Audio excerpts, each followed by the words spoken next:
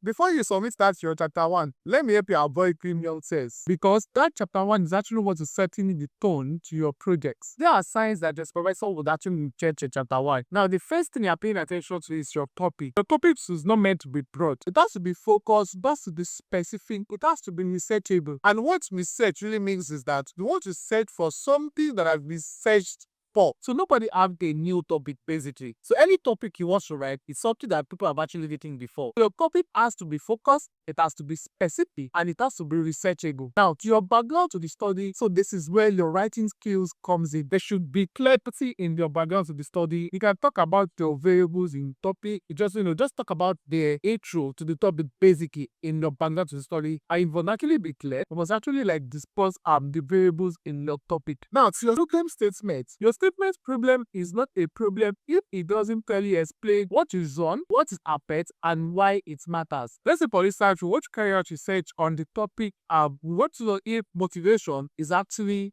having impact on employee in an organization, right? Now, in that context, there's something that actually led you to actually wants to write that.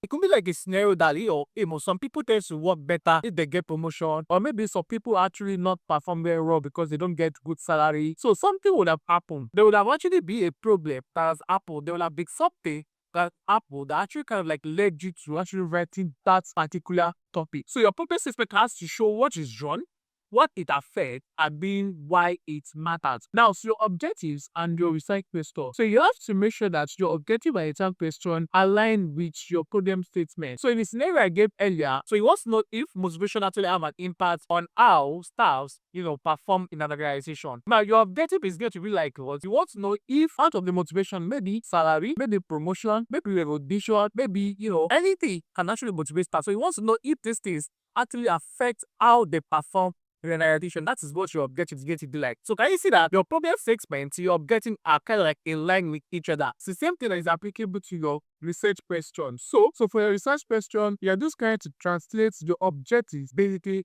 to research question. It becomes from your problem statement in line to your objectives, your objective in line to your research question. So talking about your scope of study, we have different type of scope in research. We have geographical scope, we have contextual scope, we have time frame scope. So you can actually narrow your research to a particular area. You can choose to narrow your research to a particular time frame. You can choose to narrow your research to a particular context. Okay, so this is the scope of study. It must be actually clearly stated in your chapter 1. So do not make your chapter 1 like the story. It should actually show that it's actually a research work. Avoid too much grammar, too much motivational speaking. Just make sure that it is concise and it actually has that academic flow. Because when a film